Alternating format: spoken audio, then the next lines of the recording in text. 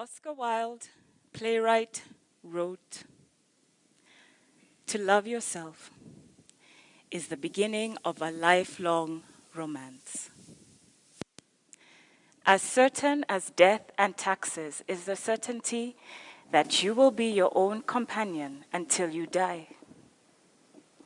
There is no other person or living thing that will have that privilege. It makes perfect sense, then, to love yourself." A couple of years ago, I was having a conversation with Susan. Susan has a wonderfully authentic personality. You know, the kind who never has an opinion that she cannot share? I was telling Susan about how much I wanted to pack into my son's life. As a type A, I had even set goals like we would travel to 18 countries by the time he turned 18. I told her my time with him was limited, for soon he would be off to university. Susan listened. And then she asked, "Sharon, why do you have such low self-esteem?" I was startled, but she was right. Why did I think that when my son went off, he would no longer need me? He would deem me irrelevant. He would forget me. Tonight, I want to shuffle your thinking about what opens up for you when you love yourself. And I will do this by sharing what has opened up for me. To get things out of the way, self-love is not narcissistic. It is not me, like a baby who cannot see past the need for food, or to drool, or to poo. Self-love is not me first, like a toddler throwing tantrums. Self-love is an attitude. It is a way of perceiving the world from a place of deep happiness within you. Self-love means that you accept yourself, warts and all, and that you are squeezing every last drop from every day of your life. Some of you are wondering, so what? Why should I care?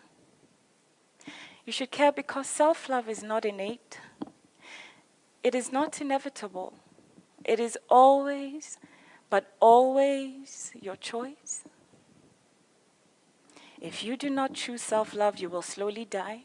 And I cannot better the words of the poet Martha Medeiros when she said, "You die slowly when you are unhappy at work, or do not follow a dream that keeps you awake. You die slowly when you pass your days complaining, or do not find grace within yourself. You die slowly when you do not travel, or do not read, or do not listen to music. You die slowly when you do not remember that there is more to life than just breathing. When you choose self-love, every day is a day to celebrate being alive. Like it is a miracle, a new day has dawned. You count the ways that you experience joy, or the number of times you answer the question, "Why are you so happy?" You marinate in the love when a friend tells you, "Thank you for being a big plus in my life." You know that feeling when you first drove your car? Or when you got that job promotion? Or when you found that 500 bob note scrunched up in your pocket that you had forgotten about? Or as a teenage girl, when the boy you like tells you he likes you back. Those are good feelings, and that is what self-love feels like. My lesson in self-love showed up for me as a parent. I worried about choosing the stick because didn't CNN tell me I could smack the gray matter out of his brain? I worried about offering too many carrots. Wouldn't he turn orange? And I worried, Did that 40% in English mean that I let him play too much? And the guilt when I had to say no and other parents had said yes. And I worried, would my son blame me for not providing him with a two-parent home like his friends? When the student is ready, the master appears, and my master turned out to be Diggy. Who? My childhood friend since we were 6 years old. Diggy had just read Chris and Kerry Sook's book, 1 Month to Live, and she wanted my support in carrying out 30 challenges. One challenge was, if you had 30 days to live, what would you do? What would you do? I knew what I would do. I would wear a bikini to soak up the sun while sipping on mocktails on a beach in Barbados, Bahamas, or Mauritius. So why hadn't I? Diggy is a consultant in the spa industry, and she had to ask herself, why was she telling people how to run spas and not running her own? In 2016, Diggy's Spa opened, and in 2015, yours truly went on her island holiday. How do we feel? For the men in this room, I will use car metaphors. We feel like we are living life at full throttle. To carry on with the car analogy, we feel like we're pressing the pedal to the metal.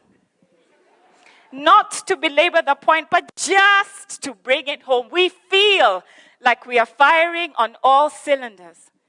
Who the heck knows what we will do now? But as long as Diggy and I are marching to our own rhythm, the more musical our legacies shall be.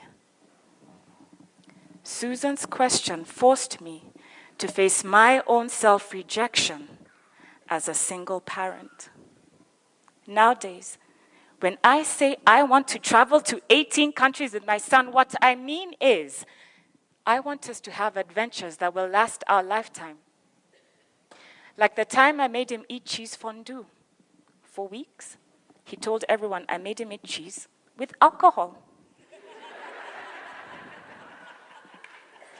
Or the first time that we played together in the ocean or rode our first roller coaster.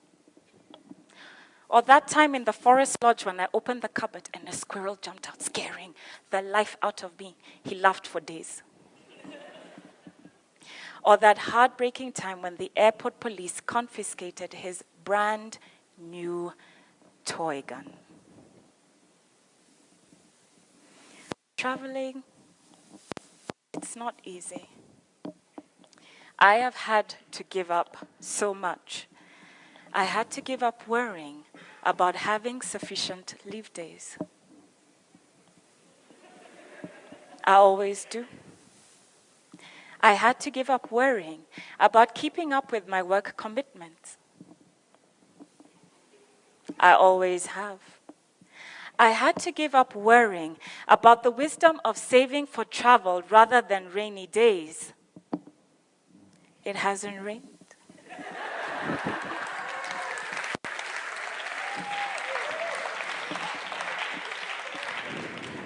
And I had to give up worrying about what family, friends, and you think about my choices. I had to reach dangerously awesome levels of self-love. Turns out, Miss Tina Turner, self-love has everything to do with it.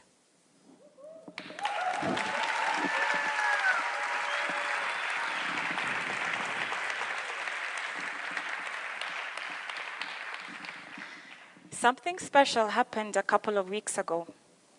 My son showed me a video by the vlogger Superwoman, who has 8 million subscribers. She was talking about types of parents, and my son wanted me to know that I am a cool cat. I'm beyond proud. Is my life perfect? No. There's lots that I'm changing. But I do enjoy seeing the world, and I share my joy with my boy. if from my example he chooses to love himself, then he will be who he is perfectly. He will stay within his own integrity, and he will navigate life with dignity. Alan Watts' philosopher asks, are you living your life the way that you want? Are you doing what you really want to do? Are you spending your days as you desire, with whom you desire? If you can answer yes, yes, yes, and yes, and you understand self-love, congratulations. If you answer no, Alan Watts would eloquently tell you, that's stupid. Think about it this way. You were always with yourself, right? Then it wasn't rhetoric when Buddha said, you, yourself, as much as anybody else in the entire universe, deserve your own love and affection.